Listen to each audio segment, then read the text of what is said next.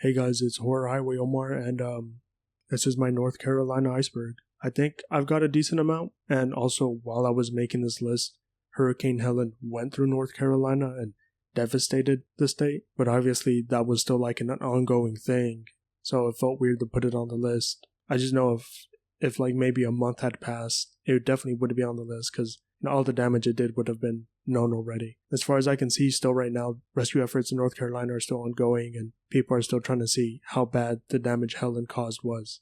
I mean, other than that, I can't really think of other things I missed. I think there was one or two, but by the time I actually found them, I was like halfway through the video, way past everything, and just needed it to be done. But I mean, if I did miss anything that should have really been on the list, let me know in the comments. Also, let me know what state you want me to do next. Anyways, let's get on to the video. And thanks for watching. Tier 1. The Cape Fear River Mermaids.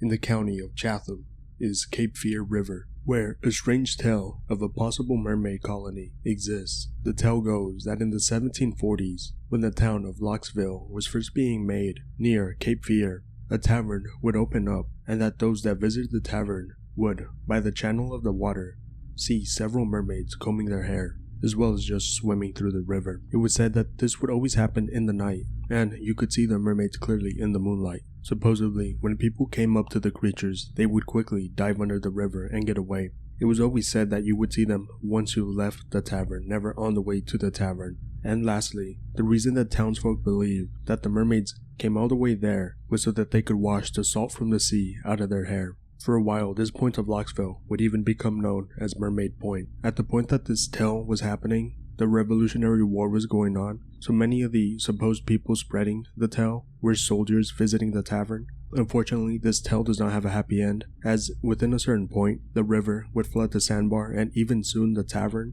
where the mermaids once rested upon, and supposedly since then, the mermaids have never come back. Siren of the French Broad.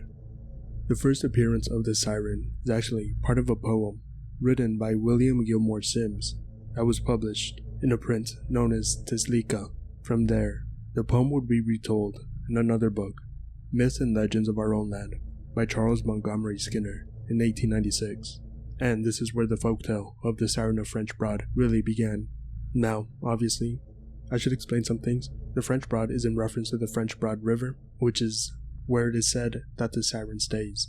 And if you don't know what a siren is, it's basically a creature that lives within rivers, seas, lakes, and calls specifically the men, lures them to the water, and once they're near the water, it'll grab a hold of the men and drag them under and drown them. The way they attract the men is by singing, as it is said that their voices are far beyond one of the most beautiful things anyone could ever hear. Now, while typically sirens come from Greek mythology, and usually they're described within Greek mythology as being birds with a woman's head, since this one's near a river, it leans more towards that mermaid/fish woman kind of look, and is said to have dark hair, a face that's really hazy and can't really be seen, mainly because she's underwater, once again trying to lure people under the water, and has scaly hands. And that's really it. For the most part, the tale of the siren is just kind of warning people, not to get close to the river. It's dangerous. So, yeah. The Boojum. Within the many mountains of North Carolina, there exists Eagle Nest Mountain. It is near these mountains that the ancient folktale of the Boojum began. Now, what is the Boojum? The Boojum is described as a half-man, half-beast-like thing. From the descriptions, it sounds very similar to a Bigfoot. It's described as a 9-foot-tall, completely covered in gray hair beast man. The thing is, its face is said to be that of a human's face. Something very unique to the Boojum is the fact that he's described as greedy, and specifically in reference to gems. Now, within North Carolina, there are mines, and within these mines, it is known that rubies and emeralds can be found, and supposedly, the Boojum goes out at night, finds empty bottles, usually of alcohol, and tends to fill them up full of these gems. Then, he hides them within the mountains, in certain paths that the Boojum only takes. There's another unique thing about the Boojum, and that's his love for women. Supposedly, whenever a woman or a girl would go out to bathe themselves within these mountain ranges, and obviously go into some secluded lake, river, to do this, they would often feel watched, and upon looking around, they would often find the Boojum staring at them. Terrified, they would run away, except for one girl. Only known as Annie, it was said that Annie would come to sympathize with the Boojum when she caught the Boojum staring at her while she was trying to shower.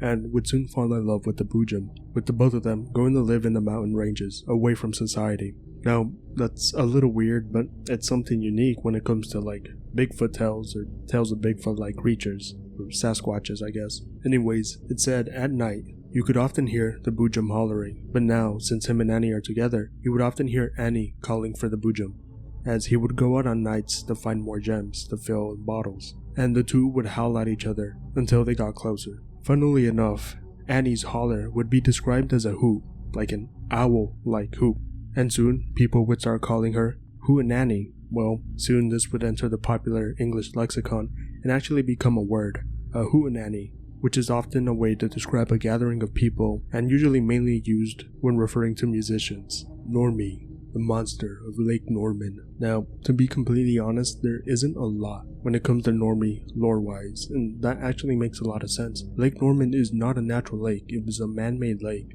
that was formed between 1959 and 1964 in order to feed water into a hydroelectric dam to provide power for the people of North Carolina. The lake would end up being extremely large, spanning about 50 square miles, covering over 32,000 acres of land, and having at least 500 miles of shoreline. Another thing to mention about Lake Norman is that when the area that would become Lake Norman was flooded, a lot of it was just left there, and it was a lot of important historical sites and just places people used to live. However, it seems as far as I could find, none of that really ties into the myth of Normie. And once again, there doesn't really seem to be an origin story for Normie, just one day he showed up and people started seeing him. It seems around 1977 is when the first sighting of Normie appeared, and for the most part, the sightings have kind of remained the same, describing a snake-like creature with scales, a dog-like face, and it's said to have flippers. Most of the people who see Normie tend to be fishers, swimmers, and those on the lake for other recreational activities. There have been some tales from scuba divers going down and exploring what's below the lake, seeing sightings of Normie. There's even a website dedicated specifically to Normie sightings, with the most recent sighting, at least at the time of me recording this, happening this year, 2024, on August 24th. So, sightings of Normie still happen to this day, and as far as I could see, seem to be plentiful. Knobby. Honestly, as far as I could find, it seems Knobby is simply just a Bigfoot that lives in North Carolina. Honestly, there isn't a lot of information other than there's been a lot of reported Bigfoot sighting within North Carolina, and a lot of this is attributed to a Bigfoot that's referred to as Knobby, not having any one specific location, supposedly traveling all throughout the state. And unfortunately, unlike Boojum, this guy doesn't really have anything specifically unique about him. Though there is one specific encounter that kind of made Knobby famous, which was a sighting/encounter in 2017 with Bigfoot research group Bigfoot 911. The tale basically breaks down to where one person within the group was laying down glow sticks when they heard a noise. They go to look where they saw the noise and they end up seeing a giant creature. The creature was very much like Bigfoot, described as bipedal, completely covered in hair, though this one was reported to have a completely solid black face with no hair on it. The man would try to chase after the creature, but it being a giant, just took several steps and was already far beyond him and was soon out of his line of sight, and very quickly the man lost track of the creature, going into the woods. Though supposedly, on the group's way back out of the woods, something had began throwing rocks at them. Willie, the sea serpent, named after the place he lives next to, Wilmington, North Carolina. His legend dates back to 1524, when a Spanish explorer, Giovanni de Varanzo, would claim to see some sort of great snake within the river of the area he was exploring, which would later be Wilmington. Supposedly, later on, during the American Civil War, several Union soldiers stationed within Wilmington would report seeing a long snake-like creature coming from the river, which was now named Cape Fear. It was described as being 4 feet wide and over 40 feet in length. Supposedly, it was also around that time that people started calling him Willie. There was another supposed encounter in 1903 when a ship, the SS Tresco, saw a school of sharks being followed by a huge sea monster. Not so recently, on June 27th, 2000, there was a supposed webcam screenshot of what some people believe to be Willie slowly rising out of the water. The Moon-Eyed People. Now, this is a Cherokee legend, not of a spirit/fairy creature, but of an actual separate race of human beings that lived among them in the southern Appalachians. Now, this isn't just North Carolina, it's also bits of Georgia, Alabama, and even a tiny bit of Tennessee. Supposedly, the Moon-Eyed people were described as small, pale, with beards, and perfectly white skin. The reason they were called the Moon-Eyed people is because they couldn't be out during the sun, they had to be out during the nighttime, as their eyes were extremely sensitive to light. Once again, to repeat myself, these weren't supernatural beings. They were just another tribe of people to the Cherokee, at least according to these legends. Supposedly, there was a war between the Moon-Eyed people and a tribe of Native Americans. The legend differs. It might have been the Cherokee, it might have been the Cree, but either way, on a night with a full moon, the Moon-Eyed people would be attacked and would be pushed from where they lived in North Carolina out. According to different tales, they were either pushed out of North Carolina or were forced to live underground because they lost the war. The reason being that, despite it being nighttime, the full moon was still extremely blinding to them, so they had no chance of victory. There's a tiny bit more to this tale, with it being possibly theorized that at some point, maybe the Moon-Eyed people weren't Native Americans, but rather Europeans who sailed across the Atlantic and made it to North America, settling and living there. Amongst the natives, there's this Welsh legend of a man named Maco Light, who was supposedly a Welsh prince who, as I said earlier, sailed across the sea with some people and would eventually, according to legend, decide to settle a new home in North America.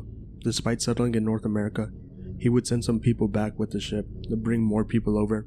It was that second ship that never made it back, and that's how the legend was supposedly introduced, though there's no real evidence of this being real, or Madoc even existing.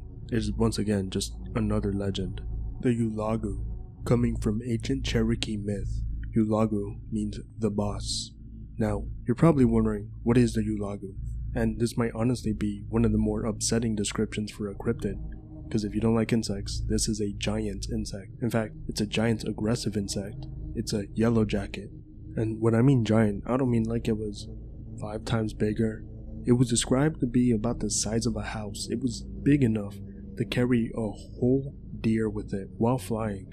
Should also note that despite its size, it was still extremely quick, according to the old Cherokee legend. Now, obviously, having something this big going around where you live, the Cherokee people had a hard time hunting and just living where they lived, while this thing loomed over them constantly. And this is really where the story begins, as the Cherokee people need to find a way to get rid of the Ulagu so that they could live peacefully. So they come up with a plan. They leave some bait, which is a body part of an animal, tie a string to it, and hope that they can follow the creature and the string to find out where it lives. They try this several times, initially using squirrel as bait, but even then the Ulagu moved way too quickly. Then they tried a turkey leg, even then still moved too quickly. And then they tried a whole turkey, but then it still ended up moving too quickly. Then they tried a deer leg, and even after that, it moved too quickly. And just as I mentioned previously, this time they used a whole deer. The Ulagu actually took the deer, but this time it was slow enough that they could track it. Eventually, they would find out that the Ulagu lived in a cave in the mountains. They would go all the way to what is the modern-day Nantahala National Forest, and they would see the Ulagu fly down into what is known as the Nantahala Gorge. Now, as the Cherokee saw this, they now knew where it lived, so what they ended up doing was grabbing a bunch of bushes, covering the gorge with these bushes, then setting the bushes on fire, essentially forcing the giant insect to die via asphyxiation. They also note that there was thousands of tiny little Ulagu babies down there, which were just regular yellow jackets.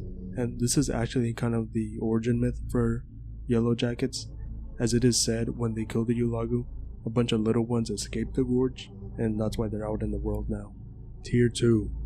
The Sunshine Woman. Now, this one isn't a cryptid or really anything creepy, it's more of a heartwarming story, and it's about a woman and her request after catching tuberculosis.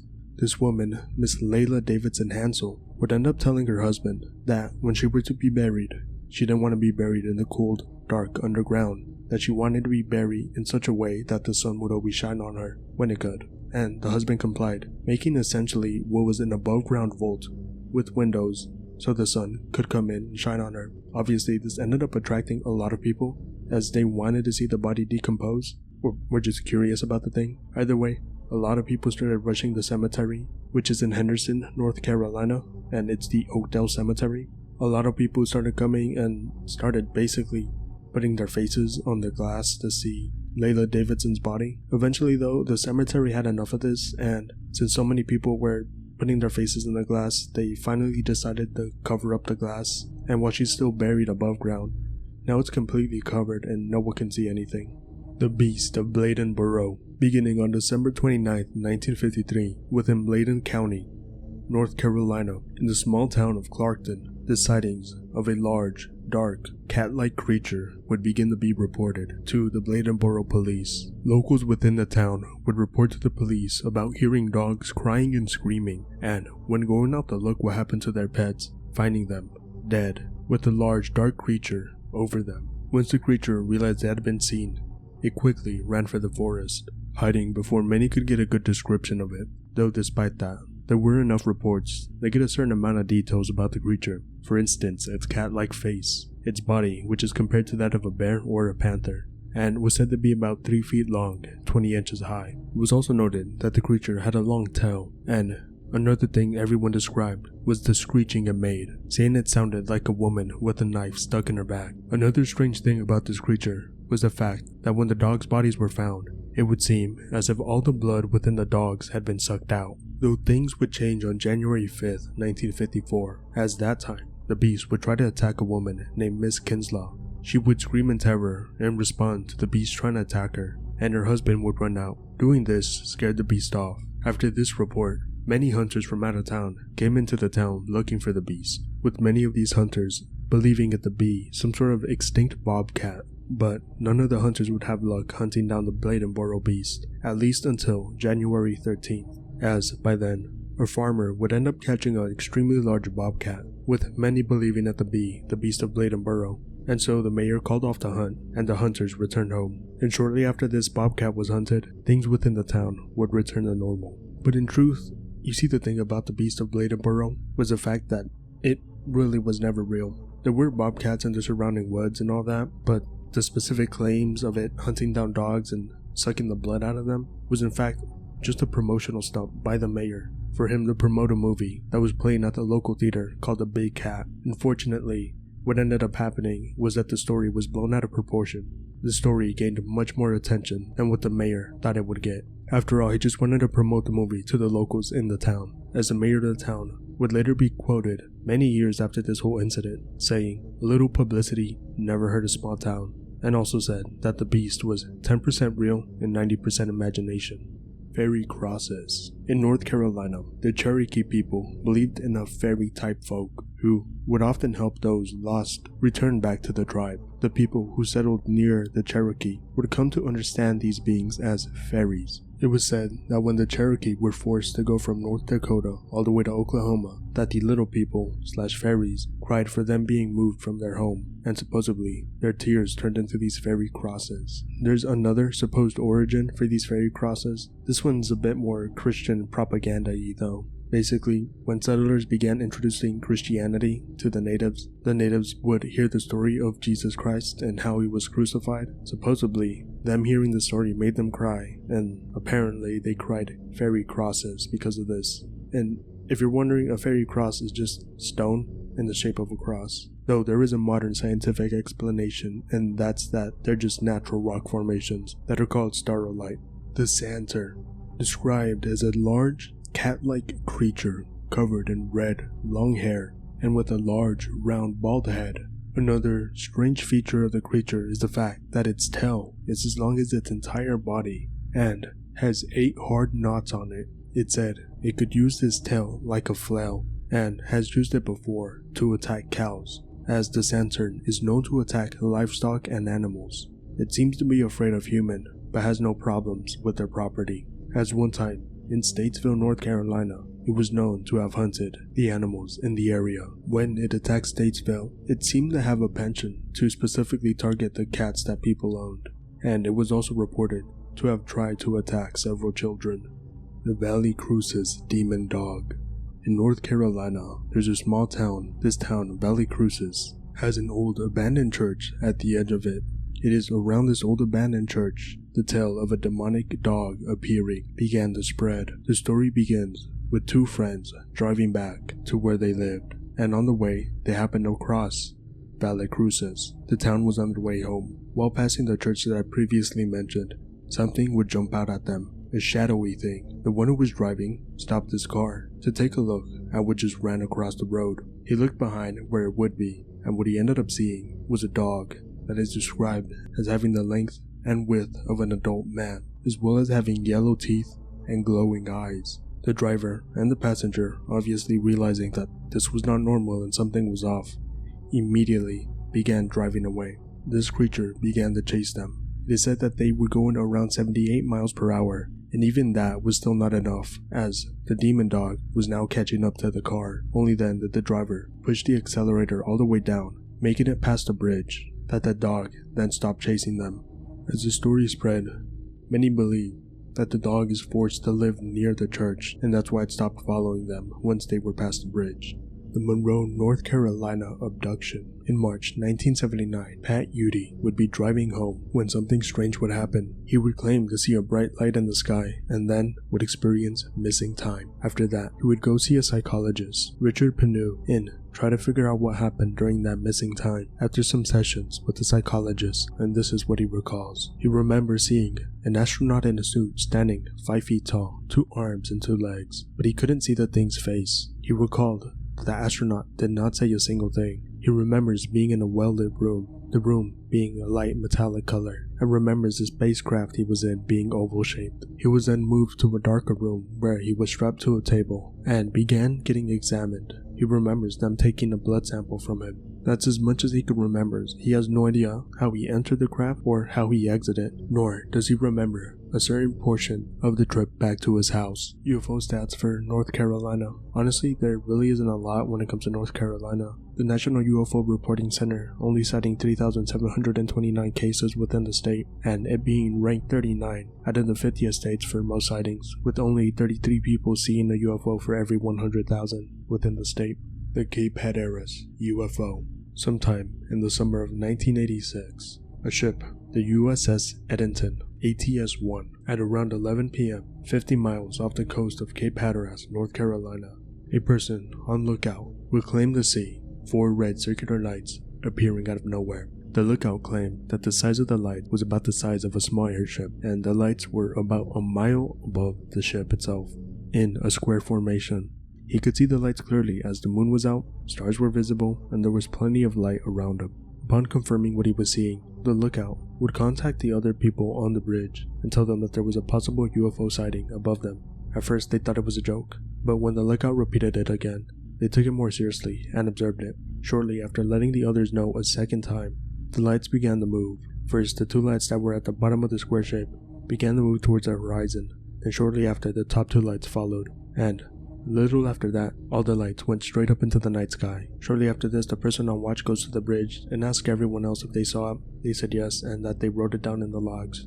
30 minutes after all of this, an instrument that's meant to record radiation goes off, letting everyone on the ship know that they got hit 385 Roentgens. This awoke the captain of the ship, who saw the UFO report logged, told him to take it off, and said that the radiation reading instrument was faulty. However, someone would tell him that other instruments that served a similar purpose on the ship had also read the 385 Roentgen number. Either way, the captain still told him to write off the UFO report and that nothing was going on with the instruments. Tier 3. The Blood Shower of Chatham County.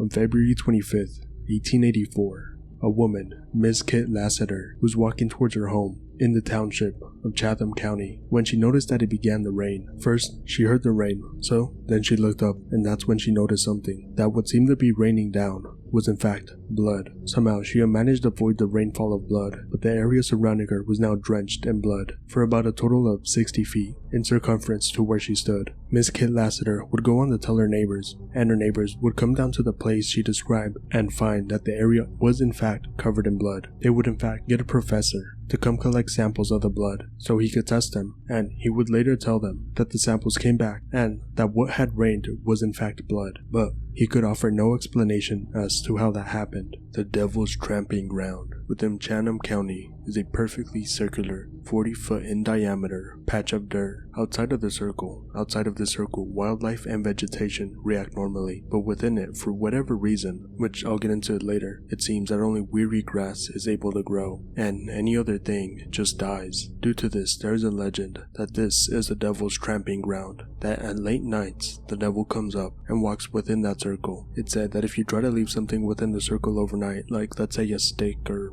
a sign or something, the next morning when you come to look for it, it'll have been thrown out of the circle, or just be gone. Also, those who live nearby have tried planting things within the circle, though the things they plant always end up dying. Some people have even tried to grow some of the grass from outside of the circle in other soil, and it seems that for whatever reason, the grass just can't survive out of the circle. Outside of the story about the devil coming from hell and walking around within the circle, there's also some other stories involving this strange circle. Some believe it to have been created from local Native American tribes in the past where they used to have ceremonies and dance. Another story is that there used to be a horse post there and the horses just walked in a circle and made the circle. And the other story is that the circle is actually the gravesite of a Native American chief. But again, those other three things are also just stories and have no evidence behind them. As for scientifically what's happening with the soil, it would be found that for whatever reason, the soil contained high amounts of salt, and that's why nothing could really grow within it. The reason behind the high concentration of salt was due to natural salt licks just occurring within the area. Cape Hatteras Lighthouse. Built in 1803, but due to poor construction and the Civil War, it would have to be reconstructed in 1870. And then much later on, with sea levels rising and erosion occurring, the lighthouse would have to be moved a mile inland in 1999. It is open to the public and people can visit it. The real claim to fame for this lighthouse is simply the fact that when the Carroll A. Deering washed up ashore, it was near the lighthouse, and that's what's really made it famous. Other than that, there's only been one real reported instance of a paranormal entity, and that's a former lighthouse's attendant's cat, which has been cited by several people. The Biltmore Mansion, initially intended to be a modest summer home, William Henry Vanderbilt would end up building a massive mansion, spanning from the years of 1889 to 1895 when it finally finished construction. He and his family would live in it, and he would even die in the mansion in 1914. Now, the mansion serves as a hotel, and many guests have claimed to have witnessed and experienced strange paranormal occurrences. Some of these include seeing Vanderbilt in what used to be his personal library, which many say was his favorite room, seeing former staff working in the kitchen making food, seeing a headless orange cat walking around the hotel, a strange smell very similar to that of a fresh cigar being burned, an intense feeling of fear in the pool area, feeling an intense amount of fear, where many claim that someone drowned during one of the Vanderbilt's many parties that they threw when they still lived there, strange shadowy figures, and lastly, the feeling that you're being watched by something, but obviously nothing being around you.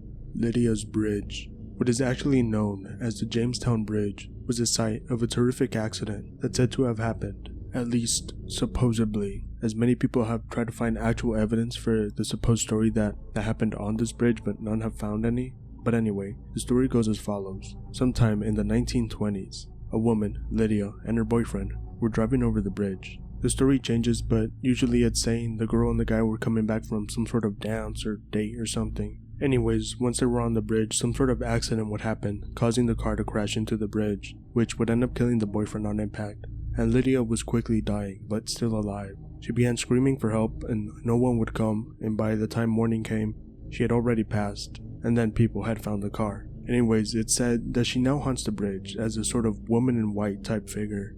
It said that sometimes when driving over the bridge, you'll be able to see her, and if you stop to give her a ride, she'll tell you to take her to her house, and once you take her there, and stop and let her out, you turn around and she's no longer there. Other times you just stop for her and then she's not there anymore, or people drive through her and realize it's a ghost and whatnot. Supposedly one time, when one person gave her a ride to her house and saw that she was no longer in the backseat when they got there, they got out, knocked on their door, and asked the person there if they knew a Lydia and whatnot, and the person would turn out to be Lydia's mom and basically told them that several years ago, she died on that bridge on that exact day.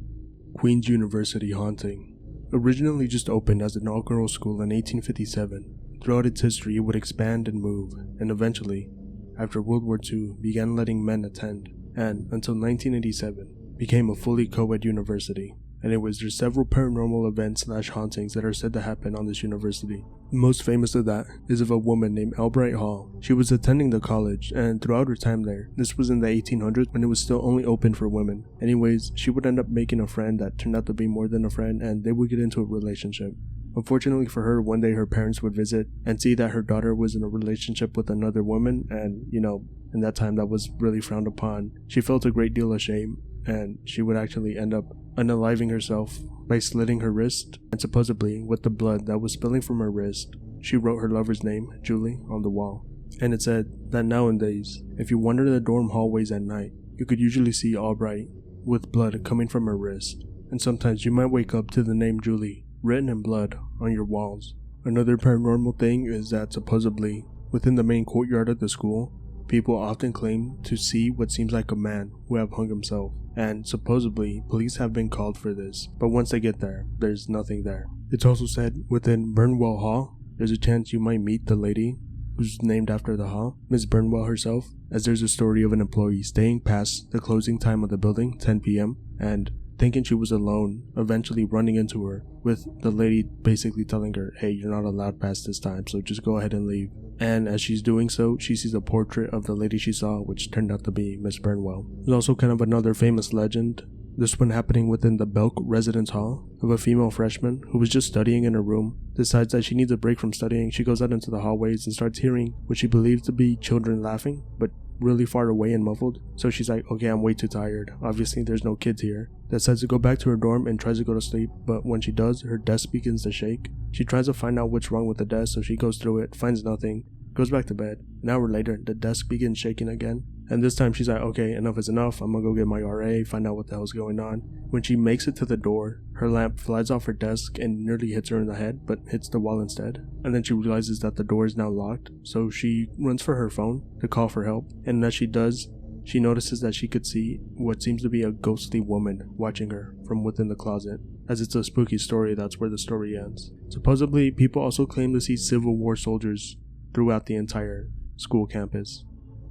Duke Mansion, built in around 1915, in basically prime real estate, and initially actually being called the Linwood Mansion. It would eventually be sold off to James Buchanan Duke, who would later add more additions to the house and make it bigger and make it known as the Duke Mansion. But the haunting at Duke Mansion actually doesn't relate to those two guys. Rather, it relates to another owner, a man known as John Avery. See, when John Avery owned the house, but unfortunately, his wife seemed to suffer from many mental illnesses, and she would end up having to live in an institute. It was around this time that John Avery was contacted by a female writer wanting to write about the history of the grounds that the Duke Mansion stood on. Well, John Avery allowed the female writer to do this, and when she was doing this, the two got close, and an affair would happen. John Avery promising to the writer that he would divorce his wife and make his affair like an official relationship, but unfortunately for the writer, that simply wasn't true. He never planned on doing that, and eventually the female writer had enough, broke it off with him, and left. John Avery basically begged for one more chance, and the writer and John Avery met up,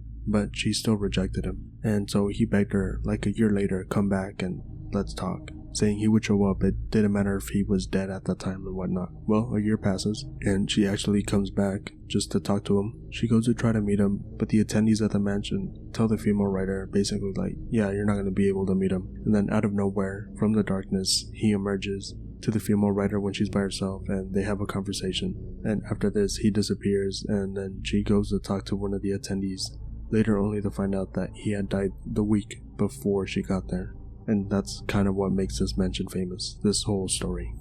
Tier 4. The Brown Mountain Lights. Now, you could probably guess by the name what these things are. They're strange lights seen around the Brown Mountains in North Carolina. They're described as floating slowly about 15 feet off the ground, where they slowly rise up into the air and just disappear. And this isn't a rumor, this isn't some sort of urban legend. People have continuously witnessed this phenomenon, and many people still go to the Brown Mountains to see it happen to this day. Now, there have been a lot of possible explanations to try to answer what these lights might be, but unfortunately, they simply don't really answer what they could be. Some people believe them to be headlights from cars coming off the mountain. Legends of the lights go far before the existence of cars, and also, there have been several times where cars were simply not allowed to pass through the mountains, and yet the lights were still witnessed. This was due to flooding and other events in which a car passing the mountain would be dangerous. Another possible explanation might be swamp gas, but unfortunately there's no swamps near the Brown Mountain. One explanation most people believe is it might be electrical discharge. As for the local legends of what these lights might be, the common denominator seems to be the spirits of people who have died. The Cherokee believe it to be the spirits of women looking for their long-lost husbands who died in a battle between the Cherokee and the Catawba. Another local legend, one that's more recent, is simply that it's the echoes of the past, that one time a woman died in the mountains, and while people were searching for her, they obviously had flashlights and other forms of light. Somehow those lights from the past still occurred to this day, tied to her death through some spiritual or paranormal power. The Maco Light is a supposed strange orb of light that is said to haunt a specific part of a railroad track that no longer exists, actually. But while it did exist, it was said to have caused multiple trains to, in fact, stop, afraid they were driving into a train. This happened so frequently that the train station near to where the Maco Light phenomena occurs had to install a different type of light signal. It was a system of two different colored lights, one green and one red, in order to let other people know whether they were good to go or not. Many people believe that the reason for the Maco Light's existence was due to a train accident that occurred in 1867, in which the last car of a train got decoupled, and the oncoming train that was behind the other train would end up crashing into that car, killing the two people that were on it. All the while, one of the men was waving his lantern back and forth, trying to signal the train to stop. Unfortunately for him, he would not be able to. The story goes that the man who was waving the lantern and the lantern would be sent flying. Many people believe the man who was decapitated to be the reason for the Maco Light, as it said his spirit is still looking for his head. For a good while, from 1873 till 1886, it was said that there wasn't just one light, but in fact a pair of lights. And in 1964, the Southeastern North Carolina Beach Association would contact a parapsychologist to basically come say, hey, is this place haunted? And the dude, Hans Holzer, would say, yeah, it's haunted. But people don't need to worry about the Maco Light anymore, as in the 1980s, the railroad tracks, where the Maco Light was mainly reported from, would end up being removed, and after that, sightings of the Maco Light would begin to dwindle. Teach's Hole. Edward Teach, aka Blackbeard the Pirate, had a little spot on Ocracoke Island where he would like to anchor his ship, the Queen Anne's Revenge. Now, being that he was a pirate, he was being hunted down by so many different states and the government and whatnot. No, eventually that would catch up to him, where one day his ship, some of his crew, and Blackbeard himself were anchored at that home, and they would end up being caught by surprise by a different ship and the man who led that ship, John Mannard. Anyways, John Mannard and his ship would win in the fight, and everyone on Blackbeard's crew would end up being killed, Blackbeard included. What they would end up doing to Blackbeard was they decapitated him, threw his body out in the ocean, and hung his head on their ship, just to basically show to everyone, like, look, he's dead.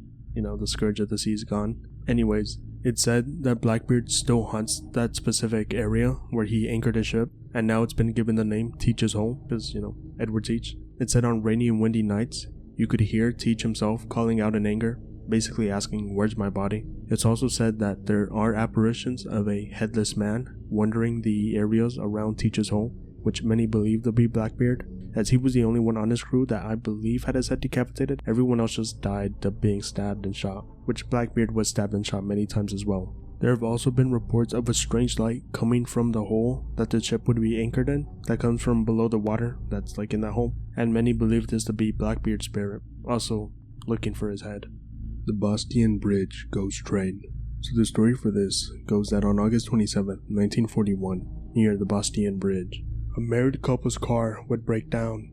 The husband would leave, trying to find someone who would help him, and the wife decided to stay nearby the bridge. While there, something strange would happen. She would see a train come over the bridge, and as the train was driving over the bridge, she would witness it fall into the creek below the bridge. Absolutely terrified, she went down there and tried to help, but when she went down there, she realized there really wasn't much she could do, so she turned around and began running and screaming, calling for help. It was around this time her husband and another man who came to help would arrive.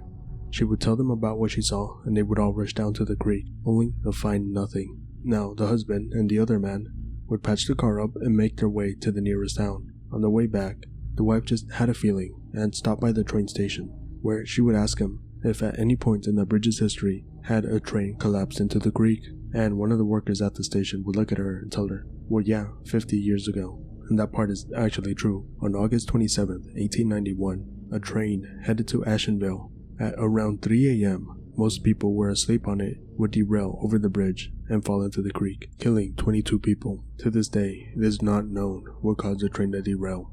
The Brookstown Inn.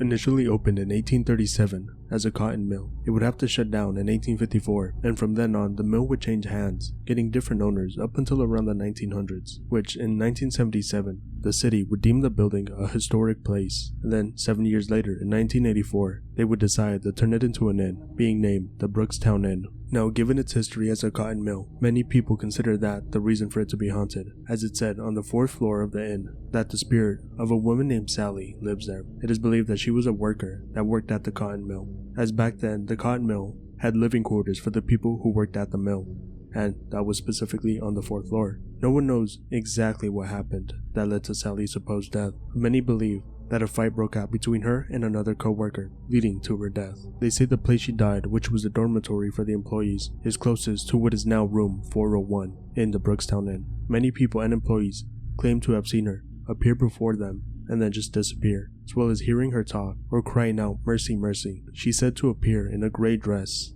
have red hair, and extremely pale skin. There's some other supposed activity that people claim to see, such as a boy and a girl wearing gold nightshirts running around in between the halls, strange flying orbs caught on photos. Also, supposedly, when people take photos, there's a chance of a woman in a white dress appearing within the photos, despite her not actually being there when the photo was taken. And there's another claim that there seems to be a mother and child spirit, and that you could usually hear the mother talking to the child. And there is one last spirit. Supposedly, when construction had to be done on the hotel, for whatever reason, one specific brick wall had to be knocked down. When they knocked it down, they found a skeleton behind it. It began to make itself known to the construction crew, and people would soon refer to the spirit as Eddie. The ghost ship Carol A. Deering. The Carol A. Deering was a 5-masted wooden commercial schooner, which is a type of boat. One day, on January 31st, 1921, the Carol A. Deering would end up being found wrecked on the Diamond Shoals off Cape Hatteras, though this wasn't the only time the boat had been seen. 2 days before the wreck, another ship reported seeing the boat, and on the day of the wreck, when the Coast Guard were able to observe the boat, just based off their observations, they were able to tell that the boat seemed abandoned. This was mainly due to the lifeboats missing and the bad state the ship was in. It wouldn't be until 4 days later, after the waters calmed down, that the Coast Guard were able to actually go onto the ship and investigate. What they would end up finding is everything missing basically. No one was on the ship. Crew, navigational equipment, belongings, and all documents that should be on the ship were just gone. Strangely enough though, they did find that there was still dinner on the stove. Months later, the ship would be hauled from where it was wrecked and be blown up, mainly because no one owned the ship anymore and it was just a hazard to other ships in the area. The FBI did come down to investigate, but they weren't able to come to any conclusions other than discrediting possible theories such as the Bermuda Triangle, pirates, as well as a possible mutiny. But the mystery of why the ship was abandoned still remains. Tier 5. The Haunted Highland Hospital. This hospital served as a mental institution. It mainly served those who were rich and had a lot of influence. Unfortunately for the hospital, on March 10, 1948, a fire would break out in the kitchen and over time would rapidly spread to the entire hospital, slowly burning down the whole building and in total killing 8 people. Among them was a rather famous person, the wife of F. Scott Fitzgerald, Zelda Fitzgerald. And if you don't know who F. Scott Fitzgerald is, he wrote The Great Gatsby, and that's what made him famous.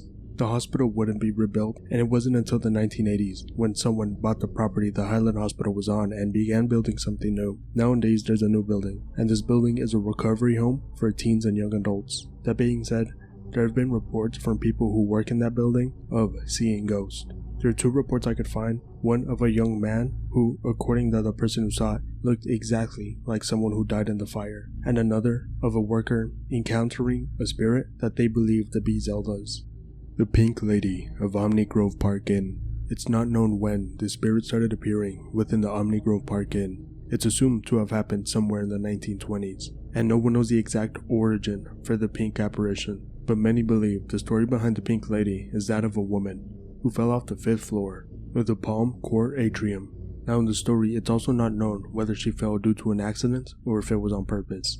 Is the fact that the Pink Lady is said to roam the halls of the Omni Grove Park Inn. She said to reside mostly near room 545 and is said to turn on and off lights as well as air conditioners and rearrange the furniture and just stuff in general within the rooms. There's also another strange theory that the Pink Lady herself might be Zelda Fitzgerald. As I mentioned previously, she ended up dying in a fire at the Highland Hospital, and she said to haunt that area.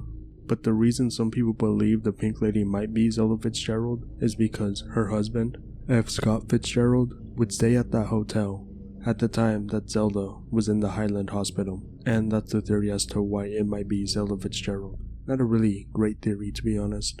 The Battleship North Carolina, having participated in every major naval offensive in the Pacific during World War II, and even having been struck by a Japanese torpedo in which 5 crew members would die. There's a lot of history when it comes to the Battleship North Carolina, and with that comes a lot of reported hauntings, specifically from the people who work there. For now, the Battleship North Carolina is docked in Wilmington, North Carolina, and it's open to public tours. And of course, there's people working there giving guided tours. If you ask any of them if it's haunted, they'll tell you several things. For instance, shadowy figures just peeking out of corners, looking through hatches, and standing in doorways before disappearing, as well as the sounds of running, despite the fact that no one was where the running was located from. And lastly, sometimes the spirits get a little upset and begin throwing things at people, but that's just some of the reported paranormal activity on the Battleship North Carolina.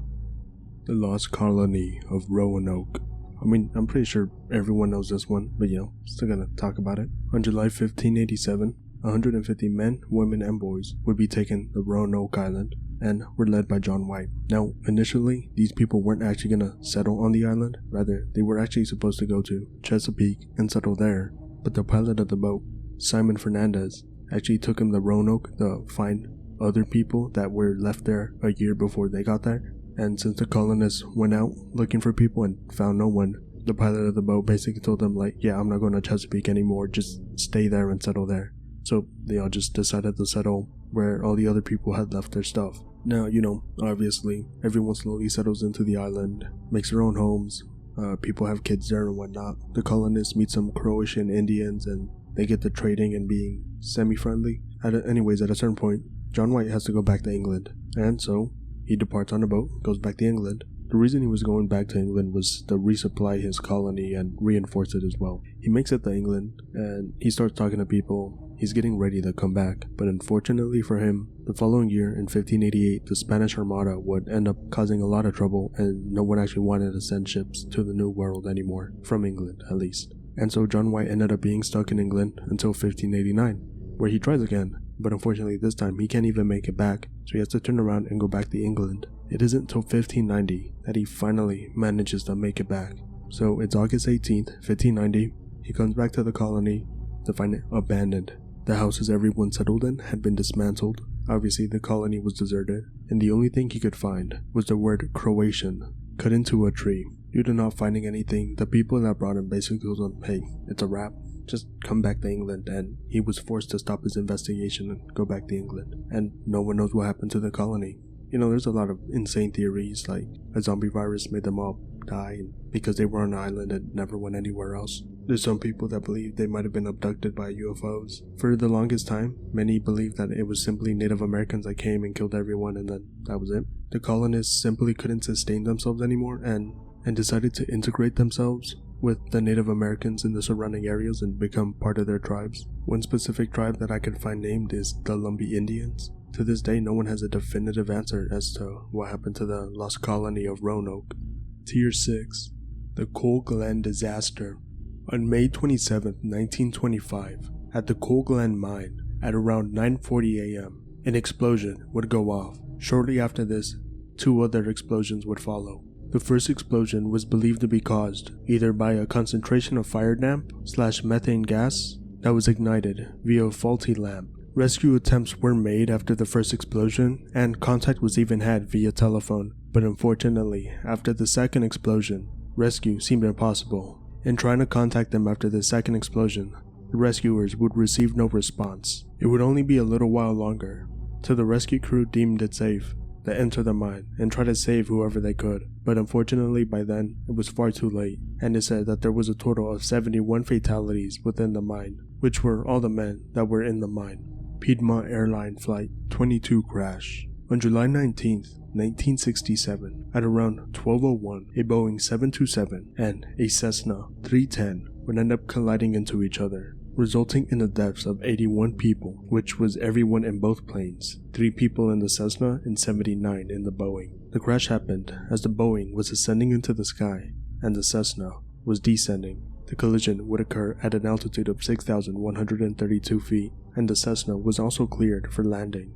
However, an investigation into what led to the crash would deem the probable cause of this whole thing being the Cessna deviating from the flight path it was allocated to land and instead flying into the flight path of the Boeing 727.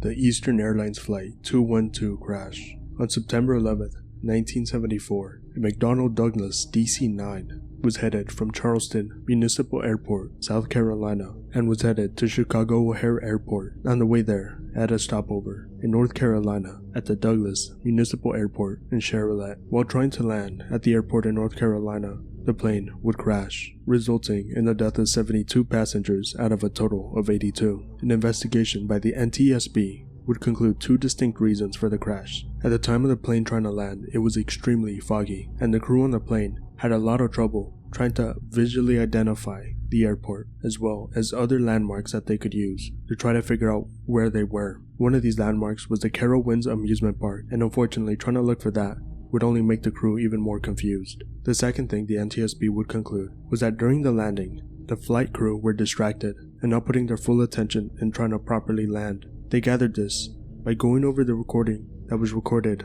on the cockpit voice recorder. It was actually due to this investigation that the NTSB urged the FAA, the Federal Aviation Administration, to implement a rule that all flight crew should not be distracted while trying to attempt a landing, and later they would implement the rule where it had to be the same if you were trying to take off. The Rennert Railroad Accident. On December 16, 1943, the northbound Tamiami Champion would end up crashing into 3 train cars of the South Tamiami Champion. The southbound train had gone over a rail, and while it was going over it, it broke, which ended up causing the last 3 cars on the train to decouple from the rest of the southbound train. The rest of the train remained unaware of this due to lax safety regulations. Obviously, as the train cars were no longer attached to the train, they just stood there on the track, and eventually the northbound track would end up running into them, which would end up taking the lives of 74 people. The steamship Pulaski disaster. On June 14, 1838, the steamship Pulaski was heading to Baltimore, Maryland, departing from Charleston, South Carolina.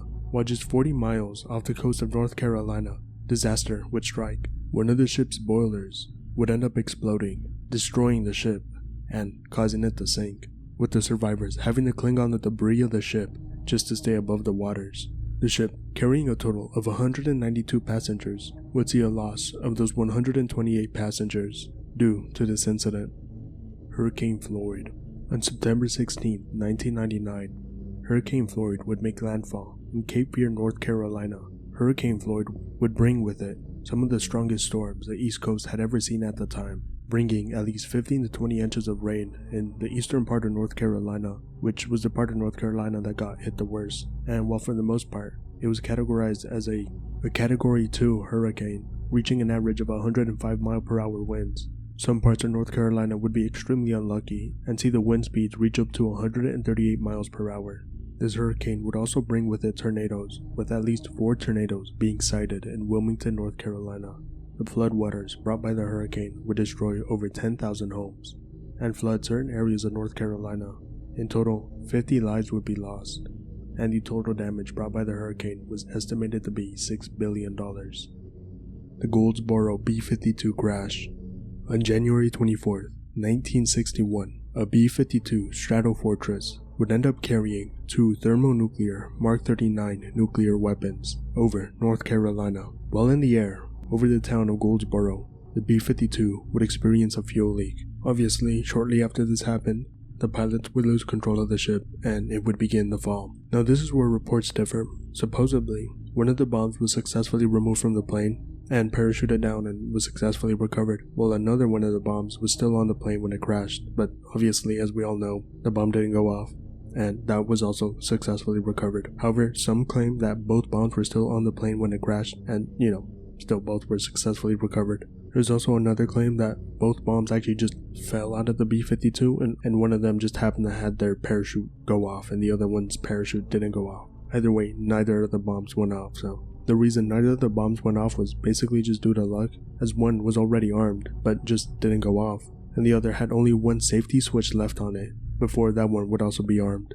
Had either of those bombs gone off, there would have been a nuclear explosion equivalent to that of 3.8 million tons of TNT over North Carolina. Also, this wasn't revealed to the public until 2013, when someone requested it through a Freedom of Information Act, that man being Eric Schossler, who's written a book called Command and Control, which criticizes the lack of safety and the dangers of nuclear bombs. Tier 7. Torpedo Alley. Now, this isn't over any specific battle, but rather an area off the coastline of North Carolina, in which the Germans during World War I and World War II would torpedo US ships with their U-boats. Obviously, this first happening in World War I after 1917. German U-boats would come to the east coast of the US and sink 10 vessels off the coast of North Carolina.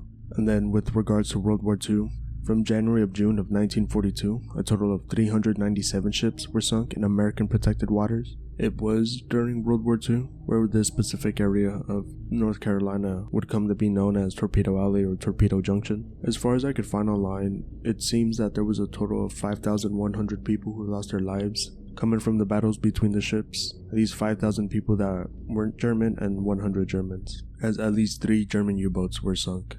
The Bachelor Creek Explosion.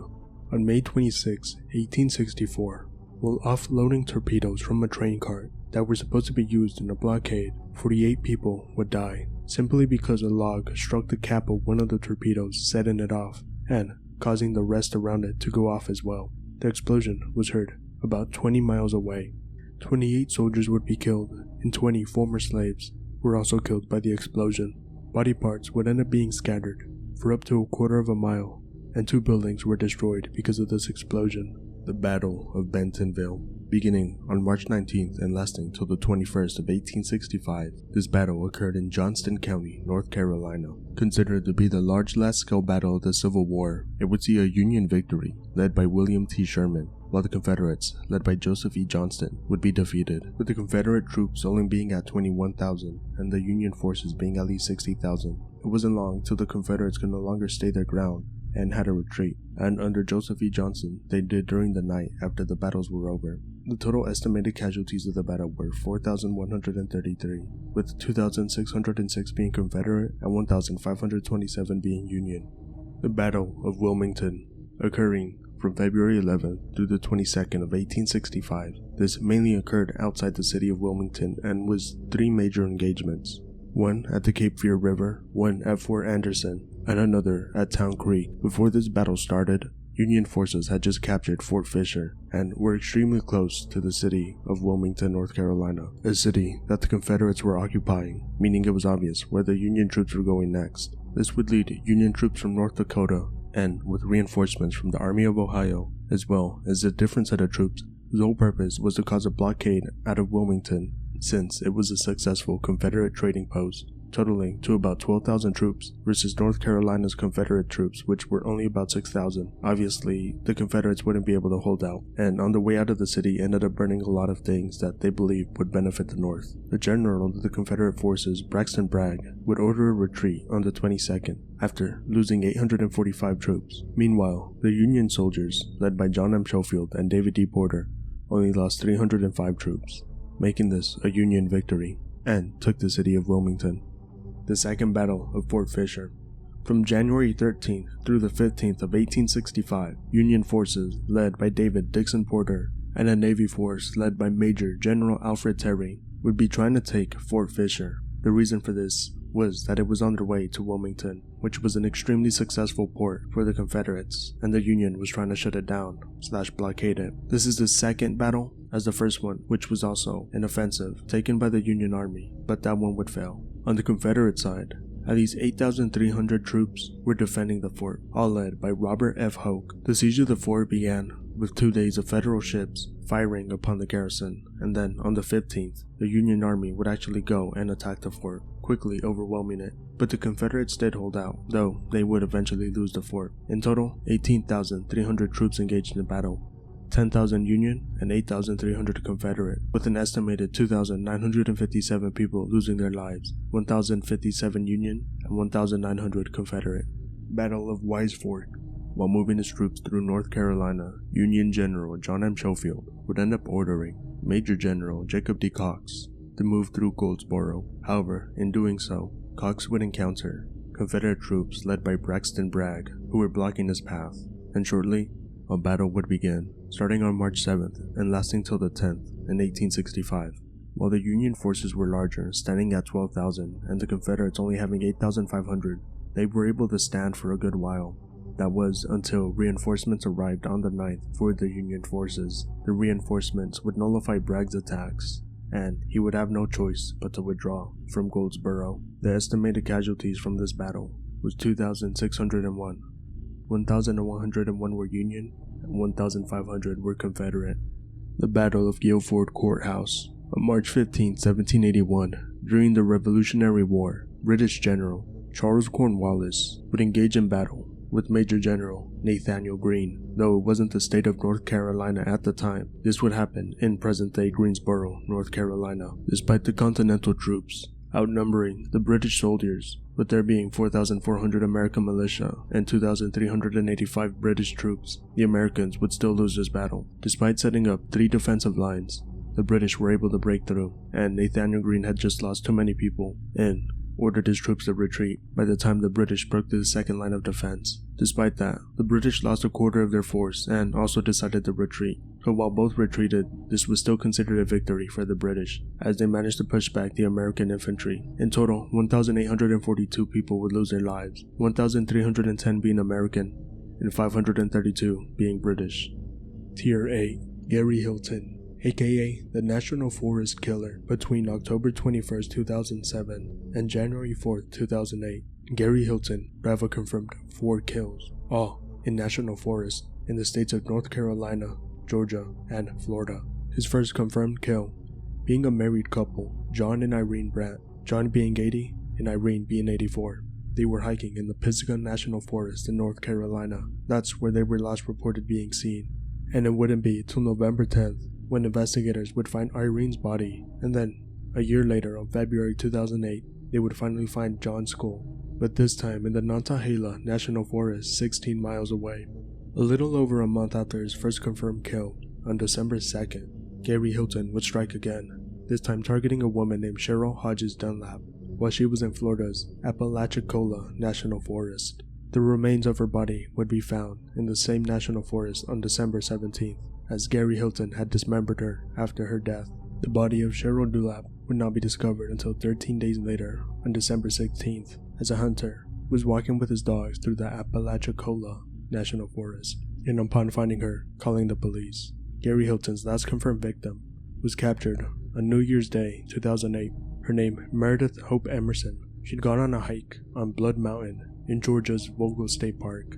On that day, Gary Hilton would confront Meredith Emerson with a knife and would basically kidnap her for 4 days, forcing her to camp with him. Throughout that time, other people reported to see Gary Hilton following behind Meredith Emerson.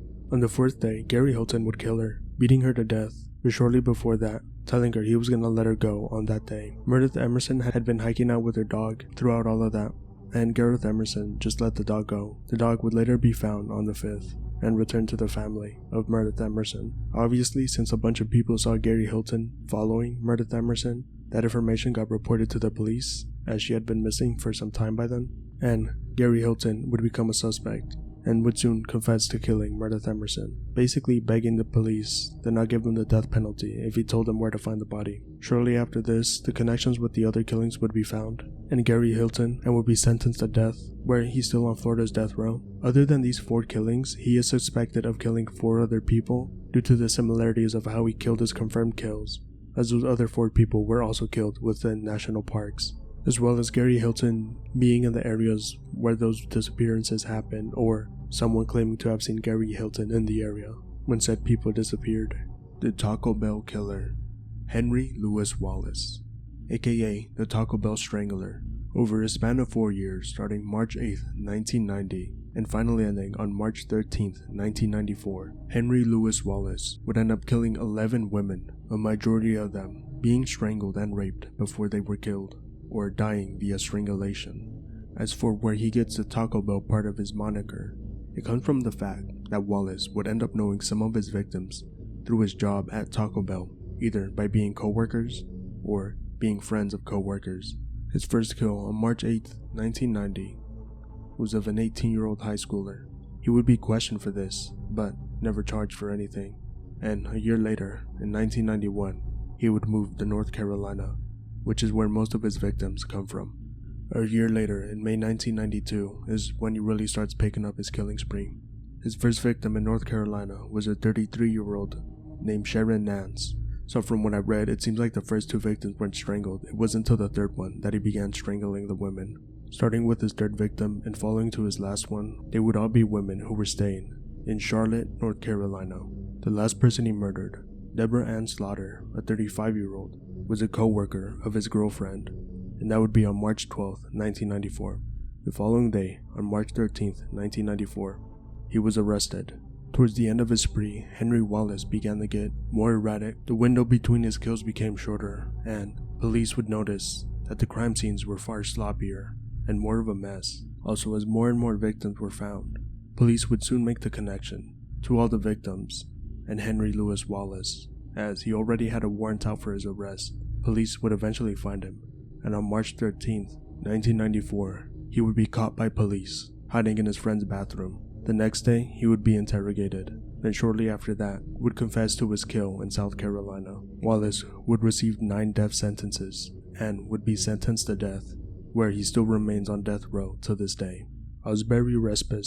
On September 30th, 1931, the body of 9-year-old Vera Rennert would be pulled out of her burning home after the flames had been extinguished. She was the only one in the house, and when rescuers found her body, they found her wrapped in a blanket. They would also find that she had her skull crushed, on top of being burned from the fire, as well as signs of a struggle, and police would quickly come to the conclusion that she had been murdered. Over the time the police spent investigating the household, people would come and go and look, but one specific person would keep coming and going. He would identify himself as Will Moore, and say that he worked on the property next to the Rennert house. Soon, the police would take him into custody and begin questioning him.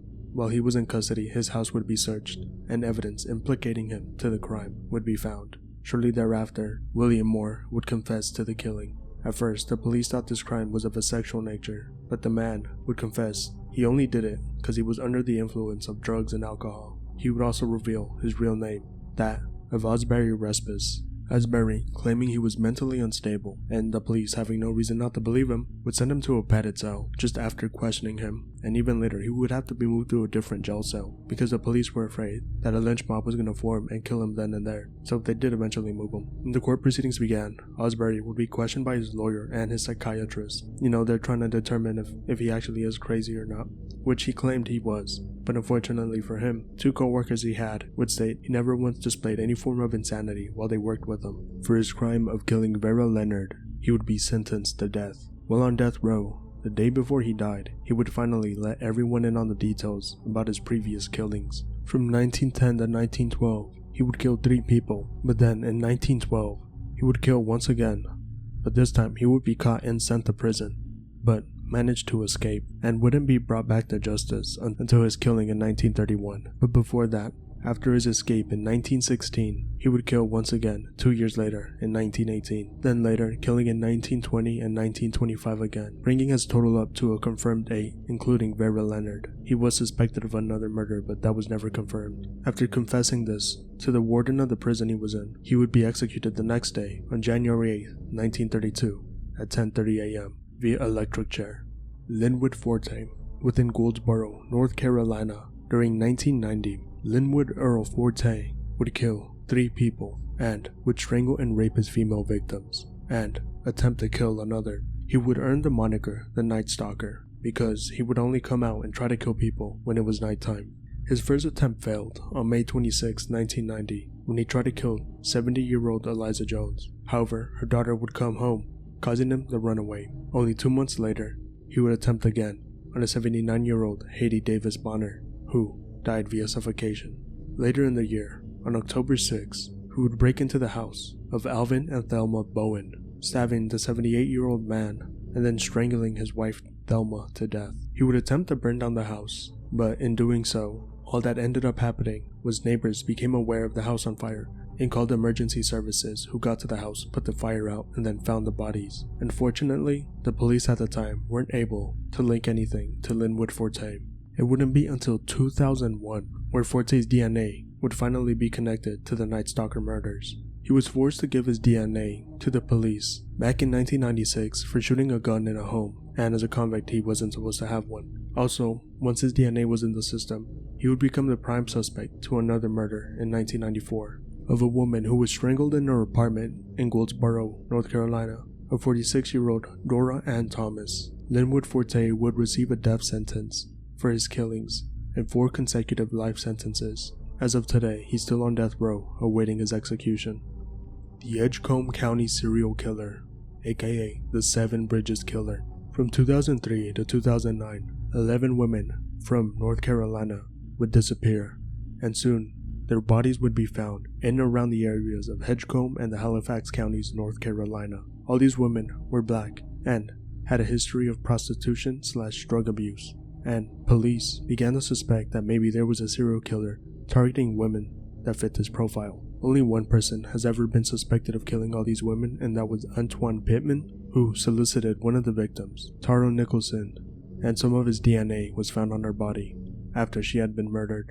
There are other bits of evidence tying him to other victims, but unfortunately they are just circumstantial and not really solid, such as him knowing some of the victims, having been known to frequent the area where the bodies were dumped, which was the Seven Bridges area, living at the time in a trailer near where one of the victims was found, and the fact that the murder stopped after he was arrested, which he would be arrested for the death of Tara Nicholson, but if he killed the other 10, it's not known. Several of the victims' bodies would, by the time the police found them, be too decomposed to find the cause of death, and there is one who has never been found, but the ones the police were able to identify the cause of death, they died via strangulation and stabbing. As previously stated, M1 Pittman went to prison for the death of Tara Nicholson, and he received a life sentence without a possibility of parole.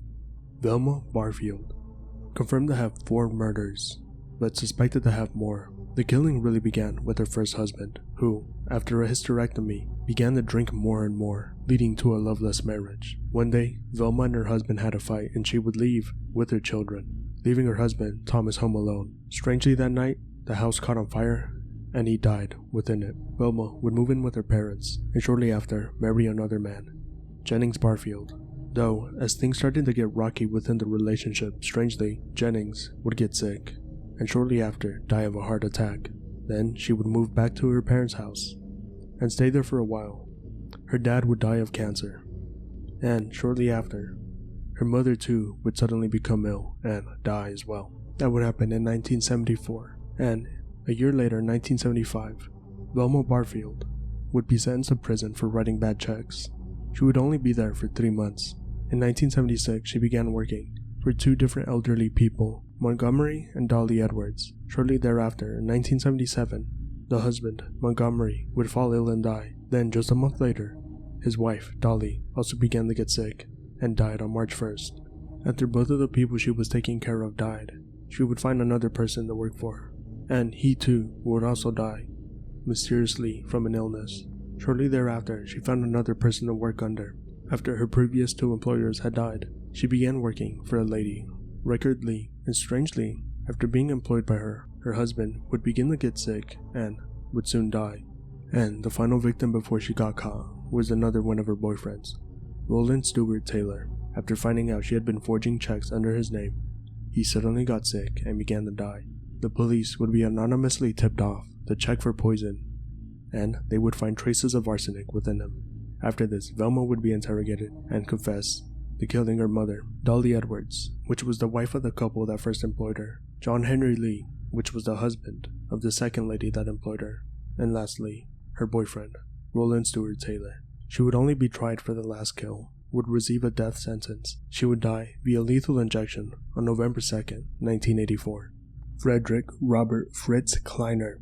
Yeah, this story's pretty wild. Frederick Robert Kleiner, aka Fritz, would end up falling in love with his first cousin, Susie Newsom Lynch, who had been facing a custody battle with her ex-husband, Dr. Tom Lynch. Throughout this custody battle, something would happen to Tom's mother and sister. They would be found dead, executed military style, in Prospect, Kentucky. That occurred on July 24th, 1984. And then, on May 19th, 1985, the body of Susie Lynch's parents and her grandmother would be found, also dead via gunshot.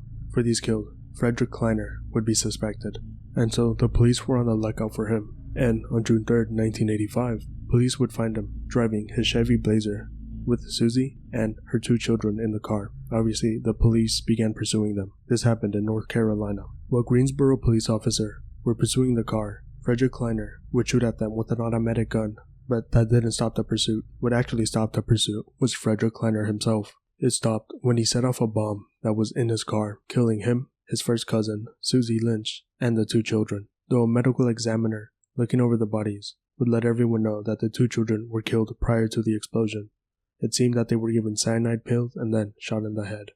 Including himself, Frederick Robert Fritz Kleiner killed a total of 9 people, and a book would be written about him, titled Bitter Blood. Thank you for making it to the end of the video. I appreciate that you watched all of it. If you have any feedback, just let me know in the comments. If you liked the video, give it a like, subscribe and all that stuff. I really appreciate you watching the whole video, and thank you. Anyways, yeah, bye.